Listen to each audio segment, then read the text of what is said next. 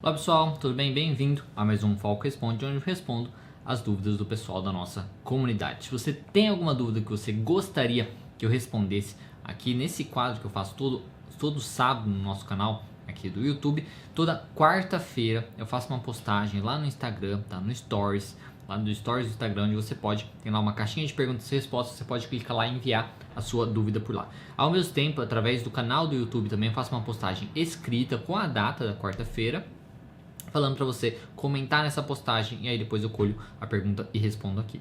Muito importante falar que todas as dúvidas que eu estou respondendo você pode encontrar na descrição e ainda mais com um timestamp na frente onde você pode clicar e ir direto para a pergunta caso você não queira assistir o vídeo inteiro, tá? O vídeo completo. E também, se esse vídeo ficar muito longo, eu vou dividir ele em 2 vídeos. Aí vai estar aparecendo aqui agora se ele foi dividido, se não foi dividido e se foi qual parte, se é a parte 1 ou se é a parte 2, para você conferir depois a segunda parte se você tiver interesse. Então, acho que é isso. Lembrando, se você gosta de podcast e tudo mais, na segunda-feira esse vídeo vai em formato de áudio nas melhores plataformas de podcast lá como Psicólogo Diego Falco, tá? Segunda-feira. Então, de sábado vai no nosso canal do YouTube e na segunda-feira acaba indo lá no podcast, tá certo? Para você poder assistir, escutar quando você quiser, se sentir, baixar no celular e tudo mais, certo? Então, sem mais delongas, vamos à primeira pergunta.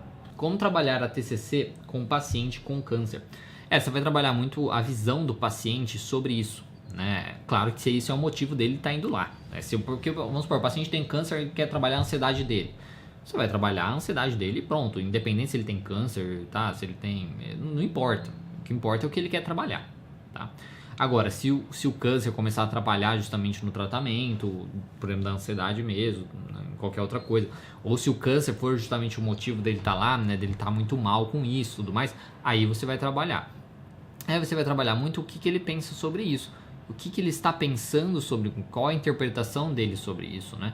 Eu nunca vou melhorar, eu vou morrer, eu vou deixar as pessoas, sabe? E ver toda realmente a validade dessas coisas, se ele está exagerando ou não, tá? E tentar trabalhar com ele a parte da aceitação de que ele, está com câncer, vai fazer o quê? Mas ele pode fazer coisas para melhorar, para ter uma qualidade de vida melhor ou até mesmo para curar esse câncer, dependendo do estágio e tudo mais, né? Então, o trabalho seria muito em cima disso, da interpretação dele sobre a doença, tá? Isso seria o trabalho. Próxima pergunta. Como o amor meu do Divertidamente não se conhece e pensa às vezes de outra maneira? Olha, sinceramente eu não sei o que você está falando. Não sei se existe um personagem chamado Amor Meu. Eu assisti o filme em inglês e, pelo menos até o que eu me lembro, não sei o que o Amor Meu existe no filme de Divertidamente, né? Então, desculpa, não saberia dizer o que você está falando.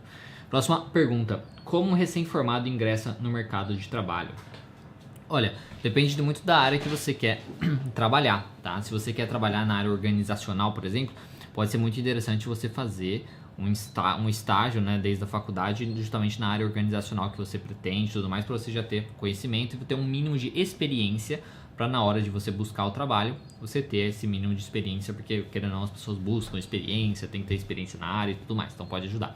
Agora, se já foi recém-formado, aí tentar buscar mesmo, né, na raça mesmo, ir atrás das empresas e tudo mais, com currículo e tudo mais. Agora, na parte clínica, eu fiz um vídeo sobre isso de 7 dicas para você começar a atender e tudo mais, que pode te ajudar bastante, tá? Então, em vez de eu ficar me prolongando aqui, eu peço para você dar uma conferida lá, que pode te ajudar bastante. Esse vídeo é um vídeo muito bacana que eu fiz, que tem várias dicas interessantes. Aí você pode conferir nos cards ou na descrição para você poder ver o vídeo.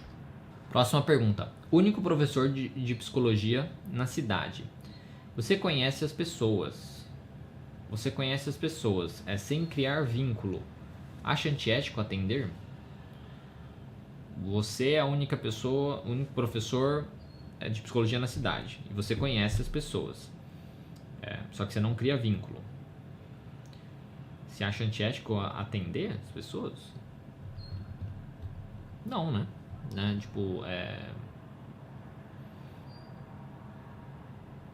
Não, se eu entendi a sua dúvida, né? Justamente não é antiético você atender, sendo você o único professor de psicologia na cidade, né? E então,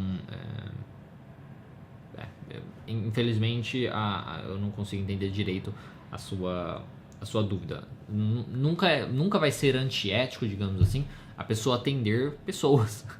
Né? Nunca vai ser antiético, tipo, por exemplo, ainda mais, é o único profissional da cidade e tal. Eu vou deixar de atender porque eu conheço as pessoas. Conhece assim, sem ter um super vínculo, por exemplo. Não, nem um pouco é um antiético, né? Você pode atender e vai estar ajudando a pessoa e pronto. Tá? Se uma próxima vez você puder reformular a pergunta de uma outra maneira, eu agradeço, aí eu respondo melhor. Próxima pergunta. Como ajudar pacientes com desmotivação profissional? Olha, a desmotivação profissional tem que trabalhar muito o que ele acha que ele está tirando daquilo. Porque realmente quando a gente está tentando fazer uma profissão, buscar um cargo e tal, que a gente acha que tipo, aquilo não ajuda em nada, não serve nada pra gente, não está contribuindo nada pro mundo, isso causa uma desmotivação tremenda, se a gente não é reconhecido e tudo mais. Então tentar buscar junto com o paciente, uma coisa que pode ajudar, é o que é benéfico àquela profissão. Tá? O que é benéfico aquele cargo, aquela função dele, por que é bom para ele, por que é bom para a empresa, por que é bom para o mundo, digamos assim. Você reconhecer a sua importância, tá? A importância da sua função é uma coisa que ajuda muito na motivação profissional. Então talvez trabalhar nessa linha pode ser interessante, tá? É mais importante falar que mesmo assim pode não ajudar, tá? Mas é uma coisa de se trabalhar, tentar buscar alguma coisa que realmente motive ele no sentido de, eu faço parte de algo maior, sabe? Porque se ele acha que tudo que ele faz ali é inútil, eu faço aqui, não faz diferença não. Se fosse eu ou um macaco, não ia fazer diferença nenhuma, sabe? Não sei, tá? Você se sentir inútil, basicamente, isso é uma coisa que causa uma desmotivação tremenda. Então identificar o porquê que ele se sente desmotivado, que uma das opções pode ser justamente isso, dele se sentir inútil, e aí você tentar trabalhar com isso, tentar fazer ele enxergar as coisas de outra maneira, como a função dele pode ser útil, qual o real significado daquilo, ou onde aquilo está levando ele. Às vezes não tem um significado maior para o mundo, digamos assim, mas tem para ele. Não, mas isso é uma coisa que vai te dar uma questão financeira, onde você vai poder ter a sua vida dessa maneira daqui tantos anos, tudo mais. Então tentar achar o porquê que ele está desmotivado, o que ele pensa ali sobre aquela profissão, sobre a função dele e tudo mais, e tentar achar alguma coisa que mostre para ele por que é benéfico aquilo, ou se às vezes é benéfico buscar uma outra opção, nem que seja não sair do emprego e tal, mas talvez uma outra coisa para fazer paralelo, que motive mais, que ele goste mais de fazer para se sentir um pouco melhor também. Isso eu acho que eu teria para falar para você. Próxima pergunta. Técnicas para usar com uma pessoa com TDAH. Novamente, quando eu sempre falo para pessoas que perguntam isso, vai depender muito, tá, dos pensamentos do paciente que ele tem sobre isso. Porque dependendo do pensamento que ele tem sobre o TDAH, isso já vai vai fazer ele se sentir muito mal, vai fazer ele agir de várias maneiras diferentes. Então você vai trabalhar em cima disso, trabalhar em cima dos pensamentos que ele tem sobre o TDAH, e você vai ajudar ele a tentar, por exemplo, aí depende se ele é uma pessoa que tá trabalhando, por exemplo, no estudo, tá trabalhando no trabalho e tudo mais, ajudar ele, por exemplo, mudar o seu ambiente, tá? Mudar o seu ambiente de lugar, mudar os estímulos, né, que ele pode estar tendo, que pode ajudar na distração dele, todas essas questões. E na questão dele interpretar como ele vê o TDAH, é muito importante porque às vezes ele se cobra demais, às vezes ele fica triste, porque eu sou diferente, não sei o quê, porque os outros não precisam de remédio, eu preciso, tudo mais. Então trabalhar muito em cima disso pode ajudar, porque às vezes ele acaba se cobrando demais, exigindo que ele, por exemplo, estude muito mais que os outros, ou estude igual aos outros, e isso não é uma realidade, não é uma possibilidade, principalmente pela condição dele, né? Então, isso é uma coisa importante de trabalhar. A gente vai trabalhar em cima realmente das crenças que ele tem sobre aquilo, de como ele se cobra, como ele se vê como uma pessoa, né, com TDAH, e também trabalhar a parte comportamental do ambiente, basicamente, dele, o que ele faz que às vezes atrapalha ele, né? A distração, o celular, o computador, coisas nesse sentido. Mas tudo vai depender de cada caso, porque não é todo TDAH que é estudante para concurso, por exemplo. Porque eu estou falando muito baseado nisso, por exemplo, né? Então vai depender muito de como isso afeta o sujeito. Próxima pergunta.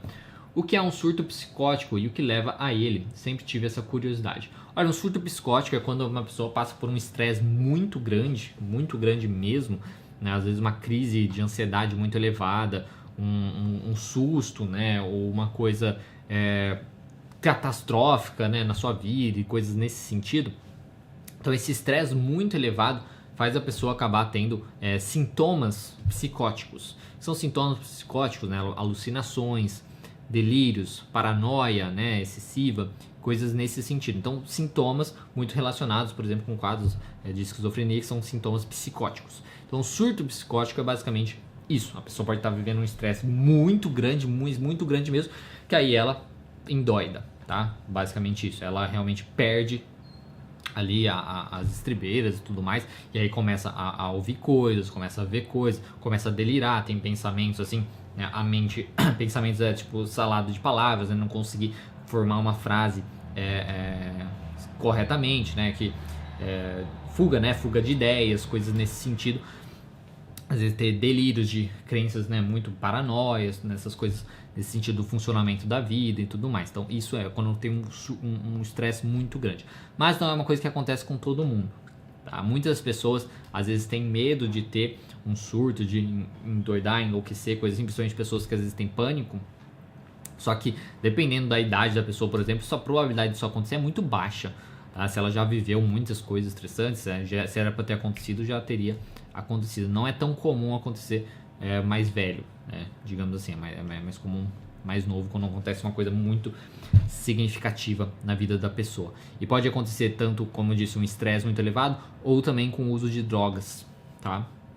Drogas, por exemplo, até mesmo maconha, tá? Maconha, LSD, todas as drogas nesse tipo, principalmente quando as pessoas às vezes misturam, tem umas pessoas que misturam, né, drogas assim.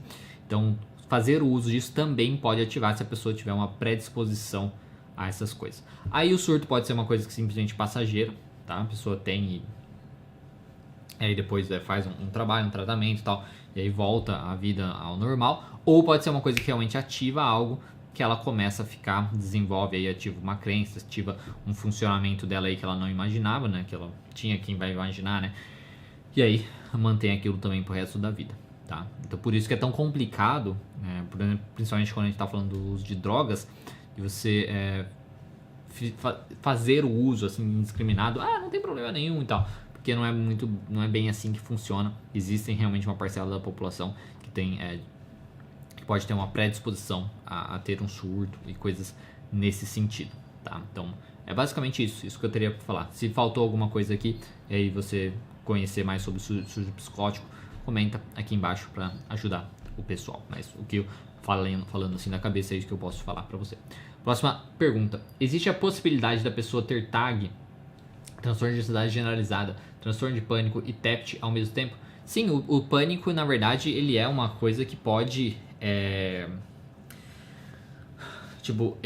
todos os transtornos de ansiedade, a pessoa pode ter o pânico, tá? Então a pessoa pode ter o transtorno de ansiedade generalizada e ter pânico, ter ansiedade social e ter pânico, ter fobia específica e ter pânico.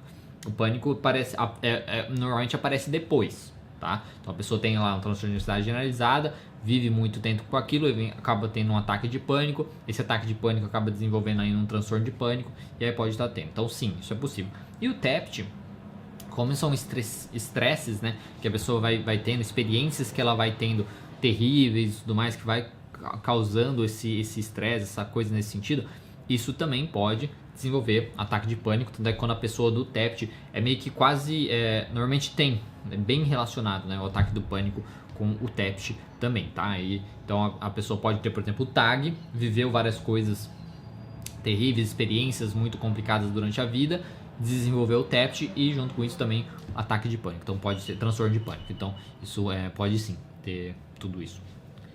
Próxima pergunta. Qual a melhor forma para o tratamento de TEPT dentro da TCC? Olha, TEPT dentro da TCC eu trabalho justamente com a exposição, né? Como a gente trabalha alguns transtornos de ansiedade, a gente trabalha o TEPT também, tá? Que é justamente expor o sujeito àquilo que ele teme e mostrar para ele que está doendo, fazer meio que uma espécie de ressignificação daquele evento, daquelas coisas. Então a gente pode fazer bem uma exposição de colocar o sujeito, voltar ele através de imagens mentais mesmo naquela situação ou naquelas situações, né, basicamente, e vai trabalhar com o questionamento socrático em cima do que ele interpreta daquelas situações, mostrar para ele que está tudo bem, ajudar ele a controlar a sua emoção nessa situação também, principalmente se ele está voltando naquela situação através da mente, assim, né, dos pensamentos. Então, fazer ele voltar naquilo, se sentir mais tranquilo, regular a sua emoção, coisas nesse sentido. E aí ele vê que tá lá no passado, que apesar de estar tendo esses pensamentos não significa nada, são só pensamentos que vão passar e tudo mais. Esse seria um trabalho que a gente pode fazer com o TEPT. Próxima pergunta. Qual fica você dá para trabalhar a aceitação? Não entendi a sua dúvida, felizmente deve ter digitado alguma coisa errada, mas não sei. Não sei o que você quer dizer. Qual fica você dá para trabalhar a aceitação? Enfim, quem sabe uma próxima vez, outra pergunta, eu consigo responder. Certo? Próxima pergunta. Como você trata os traumas? Olha, ela vai trabalhar os traumas em cima do que o paciente interpreta desses traumas. Como o paciente vê esses traumas, como que isso influenciou na vida dele de hoje. Então, como isso afeta a vida dele hoje, o que ele interpreta, o motivo dele estar se comportando como ele está se comportando, o motivo dele estar se sentindo como ele está se sentindo. A gente trabalha justamente todas essas interpretações e aí a gente acaba lidando com o trauma. A gente trabalha muito no agora, então a gente trabalha bem no agora, como esse trauma acabou influenciando hoje a vida dele.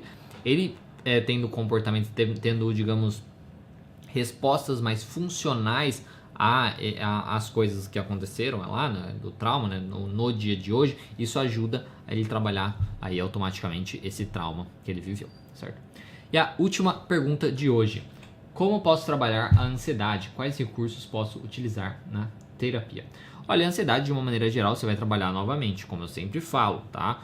Quais os pensamentos que o sujeito tem que gera a ansiedade nele. Você trabalhar em cima dos pensamentos dele, qual o medo que ele tem, o exagero que ele tem, que normalmente a ansiedade tem uma coisa muito da pessoa catastrofizar, exagerar as situações, exagerar os eventos que ele vai viver e também exagerar as consequências desse evento. Então ele exagera o evento, né, o perigo desse evento e as consequências desse evento. Ao mesmo tempo, ele trabalha, ele diminui, né, ele subestima a sua capacidade de lidar com esse evento e com as consequências desse evento. Então, basicamente, usando essa formulinha aí, você trabalha basicamente em cima disso. Você trabalha trazendo esse exagero dele para a realidade, mostrando a realidade, fugindo dessa catastrofização, desses exageros, e também a sua capacidade, mesma coisa. A gente traz para a realidade, mostra que às vezes ele é mais capaz do que ele imagina. E se ele não for capaz, também, talvez não tão capaz como ele poderia ser ou precisaria ser naquela situação, é aprender a aceitar isso e buscar soluções. Vamos aprender a ser capaz, vamos aprender coisas diferentes para você fazer, vamos aprender habilidades novas e coisas nesse sentido. Então, fazendo isso, a gente consegue fazer. A ideia é fazer o sujeito parar de catastrofizar as situações, trazer mais para a realidade e se ver mais capaz do que ele imagina. Então, isso é um básico que você pode trabalhar. E como a gente faz isso? Questionamentos socráticos, cartão de enfrentamento, respondendo, experimentos comportamentais, dispondo o sujeito em várias situações, mostrando que ele é mais capaz. Aí técnicas de habilidades sociais, dependendo do caso. Dramatizações, roleplays, novamente para treinar habilidades diferentes, caso ele não seja capaz, como a gente estava falando. Então, coisas nesse sentido. Bom, pessoal, é isso. Muito obrigado por você ter assistido o vídeo até aqui, se você está assistindo o vídeo até aqui, né? Lembrando que esse vídeo ele pode ter sido dividido em dois, tá? Normalmente se passa de 30 minutos, eu gosto de dividir em dois. Aí fica 20 e pouquinho, né, 20 e pouco, ou 20 e 20, coisas nesse sentido. Ou senão vai ser um de 30 minutos. Então vai estar escrito aparecendo aqui se não foi dividido ou se foi dividido, qual parte que é. Se é a parte 1 ou se é a parte 2. Então, lembrando que todas as dúvidas você pode encontrar aqui na descrição. Se você gostou desse vídeo, dê um gostei e se inscreve no canal se você ainda não for inscrito, tá certo? E compartilhe também com quem você acha que pode usufruir desse conteúdo. Lembrando que você pode enviar suas dúvidas toda quarta-feira através do nosso Instagram, Terapia Cognitiva Online. Toda quarta-feira tem lá um stories, um quadrinho de perguntas e respostas. Você pode clicar lá e enviar sua dúvida por lá. Ou também no Facebook, no YouTube, eu faço uma postagem escrita lá com a data daquela quarta-feira. Você comenta nessa postagem e aí eu colho a pergunta depois e respondo no sábado. Muito obrigado, um bom final de semana para você e até mais.